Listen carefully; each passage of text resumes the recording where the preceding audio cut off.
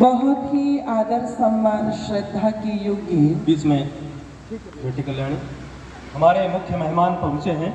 कल्याणी जी से निवेदन है कि माला पहना करके और बहन जी का स्वागत करेंगी। बेटी कल्याणी, हाँ, शमीम शर्मा जी लक्ष्मीबाई कॉलेज की संस्थापक हैं। इनका माल्यार्पण से माला पहना करके ये कभी कभी सौभाग्य मिलता है। आपको माला पहना करके विद्यालय में, कॉलेज में हर कोई आपको सम्मानित करता होगा, लेकिन विश्व स्तर की कोई भजनोपदेशिका पुष्प मालाओं से आपका अभिनंदन करे, ये इनका गौरव तो पता नहीं है कि नहीं है, लेकिन आपका गौरव अवश्य है। जिंदल परिवार, श्री जगदीश सिंह जिंदल हमारे बीच पहुंचे हैं। जिंदल परिवार किसी नाम का मोहताज नहीं है और जिंदल परिवार ने पूरे हिसार का नाम पूरे विश्व में, हम पूरे विश्व में अगर हिसार का नाम यदि किसी ने प्रसिद्ध किया है तो वो जिंदल परिवार है। और जिंदल परिवार हमेशा से इस संस्था के साथ जुड़े हुए हैं। आपकी पूज्य माता जी अनेक बार इस संस्था में आई है, सींचती रही हैं। आज हमारा सौभाग्य है कि वो हिसार से विधायिका भी हैं और विश्व की सबसे अमीर महिला की श्रेणी में भी सर्वोपरि हैं। ये हमारे लिए गर्व का विषय है और आज उनके सुपुत्र इस गुरुकुल की शोभा बढ़ाने के लिए आप मंच पर आसीन हैं। आपका हृदय से पूरा गुरुकुल परिवार, सारा कार्यकारिणी और सारा हमारा जो स्नातक मंडल है वो सभी मिलकर के आपका हृदय से अभिनंदन करता है। उपदेशक महानुभाव भी आपका अभिनंदन एवं स्वागत करते हैं। और मैं एक बार पुनः अभिनंदन के साथ बेटी कल्याणी से निवेदन करूंगा कि अपना कार्यक्रम जारी रखें। बहुत ही आदर सम्मान श्रद्धा की योग्य जिनके ब्रह्मत्व में रहकर के हम चतुर्वेद शतकम यज्ञ को कर रहे हैं, आर्य जगत के बहुत उच्च कोटि के मूर्धन्य विद्वान श्रद्धे पूज्य आचार्य शिव कुमार शास्त्री जी बहुत ही आदर सम्मान श्रद्धा के योग्य है इस गुरुकुल के प्राण। और यहाँ पर जितने भी लोग बैठे हैं, शायद ही कोई ऐसा व्यक्तित्व होगा जो उनके जीवन से प्रभावित नहीं है। हम सभी के प्रेरणा स्रोत श्रद्धे पूज्य आचार्य रामस्वरूप शास्त्री जी, जिन्होंने अपना पूरा जीवन देकर के उस गुरुकुल को पूरे भारतवर्ष में एक नाम दिलाया है। बहुत ही आदर सम्मान श्रद्धा की योग्य आज के हमारे मुख्य अतिथि महानुभाव, इस पवित्र पावन गुरुकुल के समस्त पदाधिकारी जन समय बहुत सीमित है, इसलिए मैं इस औपचारिकताओं को समेटते हुए सभी का हृदय की गहराई से सम्मान करती हूँ। आर्य जगत के बहुत उच्च कोटि के मूर्धन्य भजनोपदेशक, विद्वान भजनोपदेशक मेरे पिता तुल्य आदरणीय उदयवीर आर्य जी, समस्त विद्वजन गण, सम्मुख उपस्थित समस्त धर्म के अभिलाषी सज्जनों, पूजा एवं वंदना की योग्य मातृशक्ति, गुरुकुल के पवित्र ब्रह्मचारी गण और बड़ी ही कुशलता पूर्वक मंच का संचालन कर रहे आदरणीय श्रद्धेय जगतपाल वर्मा जी। आइए, बहुत ही सीमित सा समय है, कुछ विचार आप लोगों के मध्य में मैं रखूंगी। नागौरी गेट आर्य समाज हिसार में अध्यात्म सुधा के नाम से एक पुस्तक छपी है और उस पुस्तक में एक लेख है जो भद्रसेन जी ने लिखा है और उसके अंदर वो एक बात कहते हैं कि यदि एक मनुष्य अपने जीवन का उत्थान करना चाहता है, यदि मनुष्य अपने जीवन को एक अच्छी दिशा देना चाहता है, तो जब एक व्यक्ति के, एक मनुष्य के जीवन में 3 कृपाएं होती है तो उस व्यक्ति का जीवन उत्थान की तरफ जाता है। और वहाँ लिखते हैं कि जो 3 कृपा है वो कौन सी है, तो उन्होंने लिखा आत्म कृपा, गुरु कृपा और ईश कृपा। ये 3 कृपाएं जब एक मनुष्य पर होती है तो उस मनुष्य का जीवन उत्थान की तरफ जाता है। सबसे पहले वो लिखते हैं आत्म कृपा, जब मनुष्य की स्वयं की कृपा खुद पर होती है। उदाहरण के लिए जैसे एक छोटे से बालक गौतम बुद्ध ने देखा कि एक व्यक्ति को 4 कंधों पर शव के रूप में लेकर के जा रहे हैं, उसके मन में प्रश्न उठा, क्या एक दिन मैं भी ऐसे 4 लोगों के कंधों पर जाऊंगा? उन्होंने एक वृद्ध व्यक्ति को देखा जिसकी कमर झुकी हुई है और उनके मन में प्रश्न उठा, क्या मैं भी एक दिन ऐसे ही बूढ़ा हो जाऊंगा? 14 वर्ष के मूल शंकर ने देखा चूहों को उछल कूद करते हुए शिव जी की प्रतिमा पर, तो मन में प्रश्न उठा। मेरे पिता ने जो शिव के बारे में मुझे बताया था, वो शिव इतना कमजोर तो नहीं हो सकता जो इन चूहों से भी अपनी रक्षा ना कर सके। और रक्षा तो छोड़ो, मलमूत्र तक कर दिया है, अपने आप को उससे भी नहीं बचा रहे हैं। वो शिव वो नहीं हो सकता जिसकी कल्पना मेरे पिताजी ने मेरे सामने रखी है। अपने चाचा और बहन की मृत्यु को देख करके ये प्रश्न मन में जागृत करते हैं, क्या एक दिन मेरी भी मृत्यु हो जाएगी? ये मृत्यु क्या होती है, मैं इसको जानना चाहता हूँ। ना जाने हमने कितनी शिवरात्रियां देखी होगी, ना जाने हमने कितने लोगों की मृत्यु देखी होगी, कितने बूढ़ों को हमने आते जाते देखा होगा, लेकिन क्या वो जिज्ञासा, क्या वो प्रश्न हमारे अंदर जागृत होते हैं जो एक गौतम के मन में हो रहे हैं, जो आगे चल करके महात्मा बुद्ध बन जाते हैं, जो एक 14 वर्ष के बालक मूलशंकर के अंदर पैदा होते हैं, जो आगे जाकर के महर्षि दयानंद बन जाते हैं। ये आत्म कृपा होती है जब व्यक्ति के अंदर जिज्ञासा पैदा हो जाती है कि ये क्यों हुआ, ये कैसे हुआ, इसके पीछे कारण क्या है, जब व्यक्ति उसको जानने का प्रयास करता है। और जब व्यक्ति प्रश्न जागृत करता है तो फिर उनके उत्तर पाने की कोशिश करता है, और उत्तर जिससे मिलते हैं वो मिलते हैं हमें गुरुजनों से, वो हमें मिलते हैं आचार्यों से। वो छोटा सा बालक मूलशंकर निकल पड़ा इन प्रश्नों को लेकर के, गुरु की तलाश में निकल पड़ा। योग विद्या प्राप्त हुई, जीवन के अंदर थोड़ी सी विद्या की जो कमी रह गई वो गुरु विरजानंद जी के पास में जाकर के पूरी हुई। और गुरु विरजानंद जी ने ऐसा सन्यासी तैयार कर दिया जो सारे संसार को हिला करके चला गया। और देखो उस अंतिम दृश्य को याद करना, जब कृपा होती है तो कैसे होती है। जब विदा लेने के लिए जाते हैं और लौंग लेकर के जाते हैं तो विरजानंद जी कह देते हैं, दयानंद इन लौंगों के लिए मैंने तुम्हें नहीं पढ़ाया, ये तो मेरे पास में बहुत रखी है, मैंने तुम्हें इनके लिए नहीं पढ़ाया। तो उस समय ऋषि दयानंद ये बात कह देते हैं, गुरुवर बताइए आपको क्या चाहिए। तो उस समय गुरु विरजानंद जी ने कह दिया था, दयानंद मुझे तुम्हारा पूरा जीवन चाहिए, मैं चाहता हूँ। और जो प्रश्न गुरु विरजानंद जी उस समय महर्षि दयानंद के सामने रख रहे हैं आर्यों, वही प्रश्न आज जो के त्यों हमारे सामने खड़े हैं। उस समय विरजानंद जी कहते हैं, मैं चाहता हूँ समाज के अंदर पाखंड फैलाए, तुम पाखंडों का नाश करो। मैं चाहता हूँ समाज के अंदर आर्ष ग्रंथों की जगह अनार्ष ग्रंथों का पठन पाठन है, तुम आर्ष ग्रंथों की स्थापना करो और अनार्ष ग्रंथों का नाश करो। ये भारत माता गुलामी के बंधनों में है, तुम इस भारत माता को आजाद करो। आज हम शारीरिक रूप से तो आजाद हैं लेकिन मानसिक रूप से गुलाम हैं। जो समस्याएं उस समय विरजानंद जी रख रहे हैं वही समस्याएं आज हमारे सामने जो कि त्यों खड़ी हुई है।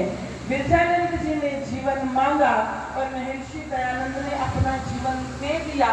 ना जाने ऋषि दयानंद ने अपने जीवन के क्या लक्ष्य सोचे होंगे, अपने जीवन का क्या भविष्य सोचा होगा, लेकिन गुरु ने जो कहा वो ऋषि दयानंद जी ने दे दिया।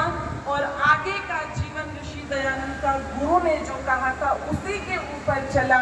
और जब गुरु कृपा हो जाती है, आत्म कृपा हो जाती है, तो फिर ईश कृपा होने में समय नहीं लगता। आज तो हम फिर भी बहुत हैं, आज तो हमारे पास में फिर भी बहुत साधन हैं। जब ऋषि दयानंद प्रचार करने के लिए निकले थे तो निवेदन कर दो, केवल और केवल ऋषि दयानंद के पास में उस ईश्वर की ही शक्ति थी, वो ईश्वर का ही साथ था, ना चेला था, ना चेली थी, ना लोग थे, केवल और केवल ऋषि दयानंद अकेले चले थे।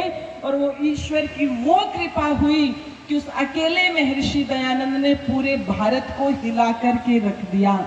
एक अकेला उदाहरण जब ये तीनों कृपाएं हम देखते हैं तो पता लगता है कि वो ऋषि दयानंद ऐसे पात्र हैं, महाभारत के समय से लेकर के अब तक, महाभारत के पश्चात से लेकर के अब तक, जिनके ऊपर ये तीन कृपाएं हुई और आगे चल कर के वो महर्षि दयानंद बनते हैं, जो आज भी जिनका नाम लेते हैं तो जीवन के अंदर एक प्रेरणा जागृत हो जाती है।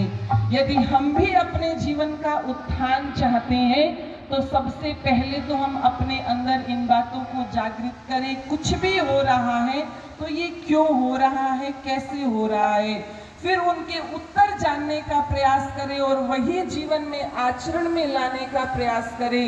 भले ही वो मार्ग कितना कठिन हो, उस ईश्वर की कृपा अपने आप बरसती चली जाएगी। इसलिए आइए बस चंद पंक्तियां कह दूं।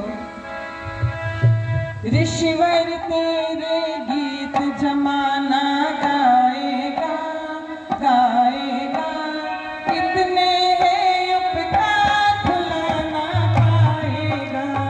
ऋषिवर तेरे गीत जमाना गाएगा गाएगा, कितने उपकार भुलाना पाएगा। जग के हित में सारा जीवन दे डाला,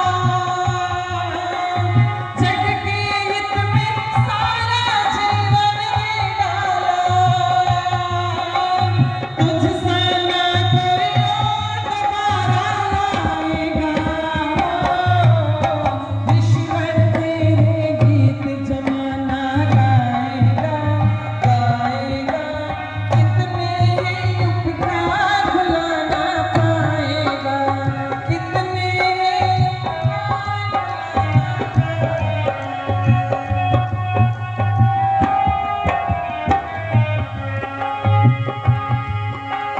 शिवरात्रि की रात अंधेरी छोड़ दिया घर को, जिसको शिव कहते हैं जानूंगा उस ईश्वर को। शिवरात्रि की रात अंधेरी छोड़ दिया घर को, जिसको शिव कहते हैं जानूंगा उस ईश्वर को। मात पिता बंधु सखा की याद न आए, मार दी ठोकर जो विपदा में आए। ऐसा कोई त्याग नहीं कर पाएगा, ऐसा कोई त्याग नहीं कर पाएगा। कितने उपकार भुलाना पाएगा। ईश्वर तेरे गीत जमाना गाएगा। कितने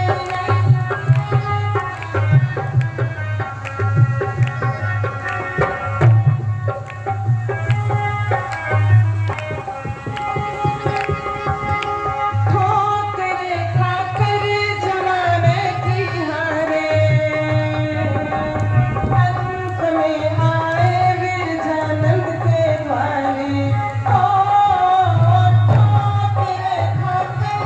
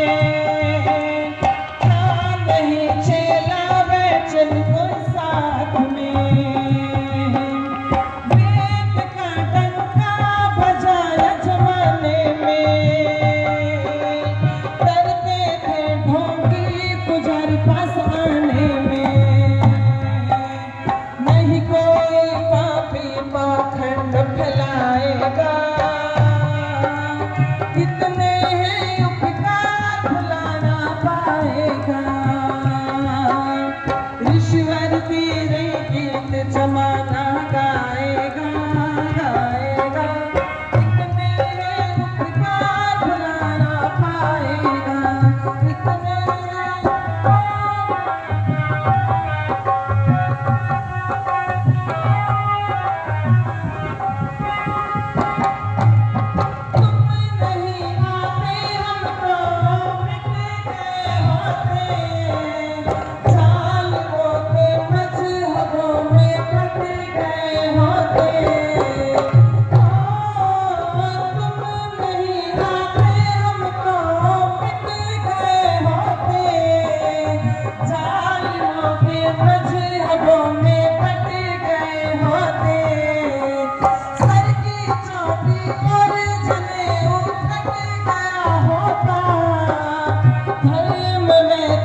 आज मेरा लुट गया होता, बस कर साहिल अब क्या और भुलाएगा,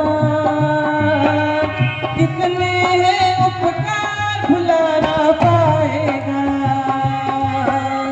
जग के हित में सारा जीवन दे डाला, तुझ सा ना कोई और दोबारा आएगा, ईश्वर तेरे गीत जमाना गाएगा गाएगा, इतने हैं उपकार भुला ना पाएगा, इतने हैं उपकार भुला ना पाएगा, इतने हैं उपकार भुला ना पाएगा।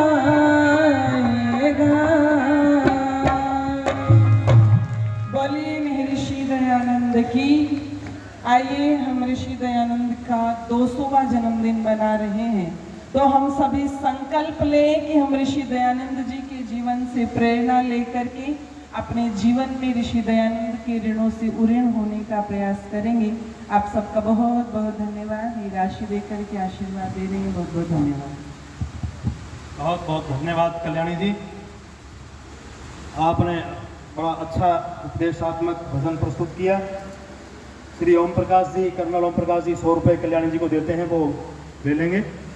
और अब मैं अगली जो बैठकें होंगी उसमें भी आपको जो है वो समय रहेगा। अब मैं निवेदन करना चाहूँगा, मथुरा से पधारे श्री उदयवीर जी आर्य, जो विश्व स्तर के उपदेशक हैं, उन्हें आमंत्रित करता हूँ कि वो अपना स्थान ग्रहण करें। उससे पूर्व में 2 मिनट के लिए एक कर्मचारी है गुरुद्वारी नगर का, कि हिंदी भाषण है, तो जल्दी आ जाए। और थोड़ा सा जो है वो दान आया है, वो भी मैं आपके सम्मुख जो है वो प्रस्तुत कर दूं। ये माइक जो है वो तैयार करने